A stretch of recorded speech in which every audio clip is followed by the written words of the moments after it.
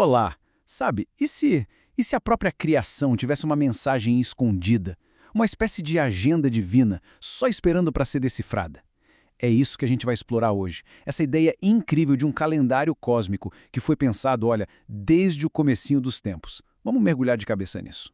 A fonte que a gente está analisando hoje nos leva lá para Gênesis, capítulo 1, versículo 14, com uma ideia bem radical. A maioria de nós pensa no Sol, na Lua, e fala, é para dar luz, para marcar o tempo, né? Mas e se essa for só a função secundária? E se o verdadeiro motivo de eles estarem lá for para apontar para uma coisa muito, mas muito maior? Bom, para a gente começar a desvendar esse segredo cósmico, a gente precisa primeiro entender a língua em que essa mensagem foi escrita, né? E olha, essa língua, ela é tão antiga quanto a própria criação. É fascinante. Olha só o que diz o texto. A palavra hebraica para sinais é otot. O que a Bíblia está dizendo aqui é que o principal papel dos astros é servir como otot. Não só como relógios gigantes ou lâmpadas no céu, sabe? Mas como marcadores proféticos. E aí fica a pergunta, né? O que exatamente é um ot, que é o singular dessa palavra? Então, para decifrar esses sinais, a gente precisa voltar lá atrás nos pictogramas originais do hebraico antigo. Imagina só, nessa escrita, cada letra não era só uma letra, era um desenho, um símbolo com um significado super profundo. É aqui que o código começa a se abrir para a gente. Essa aqui, por exemplo, é a primeira letra da palavra hebraica para sinal, que é ot. É a letra Aleph. Lá na sua forma mais antiga, o desenho era a cabeça de um boi. Um boi que é um símbolo universal de força, de liderança, né? Então essa letra representa a força do próprio Criador. E agora olha essa aqui.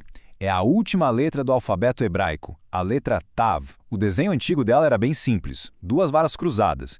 E o que isso significava? Uma marca, um pacto, um sinal, um símbolo que, vamos combinar, lembra muito a imagem de uma cruz, não é mesmo? E é aqui que a gente tem aquele momento, uau! Quando a gente junta o Aleph, a primeira letra, com o Tav, a última, a gente forma a palavra Ot, que significa sinal. Pensa nisso, a força de Deus conectada a um sinal da cruz. De acordo com a fonte, os astros lá no céu foram criados para apontar exatamente para esse sinal, o Aleph e o Tav, o primeiro e o último. Mas não para por aí. Lá em Gênesis 1,14 também aparece a palavra Moadim, que muitas vezes a gente vê traduzida como estações. Só que a fonte defende que o buraco é mais embaixo. Moadim quer dizer, na verdade, encontros divinos ou compromissos marcados. É como se o Criador tivesse uma agenda pessoal e usasse o Sol e a Lua para nos avisar. Olha, tem um compromisso importante chegando. Ok, então o que agenda é essa? Que compromissos são esses? Que o universo inteiro está tentando nos anunciar? A resposta está lá no livro de Levítico. Ele nos dá a lista completa, um verdadeiro roteiro profético que foi estabelecido, olha, há milhares de anos. E aqui estão eles. São 7 festas, 7 encontros divinos. Páscoa, pães asmos, primícias e depois Pentecostes. E então vem as de outono. Trombetas, Dia do Perdão e, por fim, tabernáculos. Segundo a fonte, isso aqui não é só um calendário de feriados religiosos, não. É um plano de redenção completo, em 7 passos, revelado desde o comecinho de tudo.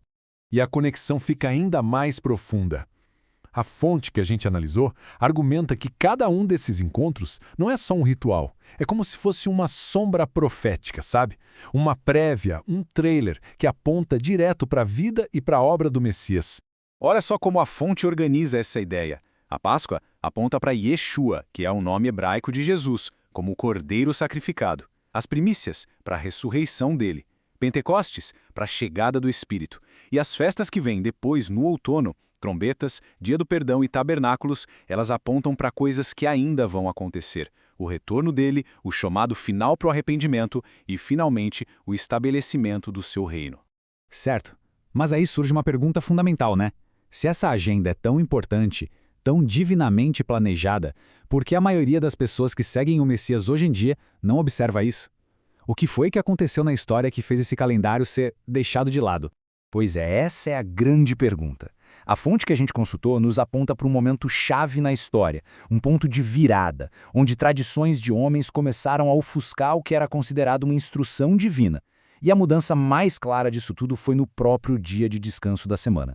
O Shabat, o sétimo dia, foi criado para ser uma santa convocação. E o que é isso? Não era só para descansar, não. Era um tempo para se reunir, como se fosse uma assembleia, tipo nas sinagogas, e estudar as Escrituras. Aliás, era o costume do próprio Yeshua fazer isso. Só que, com o passar do tempo, a gente vê uma mudança histórica para se guardar o domingo, o primeiro dia da semana. E aqui a gente tem um exemplo bem concreto disso. Este é um decreto do Concílio de Laodiceia, lá no século IV. A fonte apresenta isso como uma evidência histórica da tentativa de deliberadamente separar a fé de suas raízes hebraicas. Foi uma decisão que, junto com outras parecidas, acabou mudando o calendário para milhões de pessoas, redefinindo os tempos e as festas. Mas olha, apesar de todas essas mudanças na história, de todos os decretos, a fonte que estamos analisando afirma que o convite original do Criador continua de pé. A agenda divina não foi cancelada, não. Ela foi, talvez, esquecida por muitos. A conclusão dessa análise toda é que a questão, no fundo, não é sobre lei contra graça, mas sim sobre instrução divina versus tradição humana. Os Moadim, aqueles encontros divinos, eles continuam sendo sinais que nos mostram o plano completo da redenção. E tem um versículo lá em Abacuque que parece resumir esse sentimento, essa vontade. É um pedido para que a obra original de Deus, o seu plano, o seu calendário seja redescoberta e conhecida de novo no meio dos tempos. A fonte sugere que entender esses encontros divinos é, na verdade, parte desse processo de avivamento. E com isso, a gente volta a olhar para os céus, o sol, a lua, as estrelas. Eles continuam lá, marcando os tempos, seguindo o plano que foi estabelecido na criação.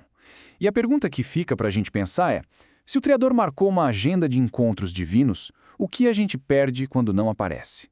E por outro lado, o que a gente poderia ganhar ao redescobrir tudo isso? A mensagem? Bom, ela continua lá, escrita nas estrelas.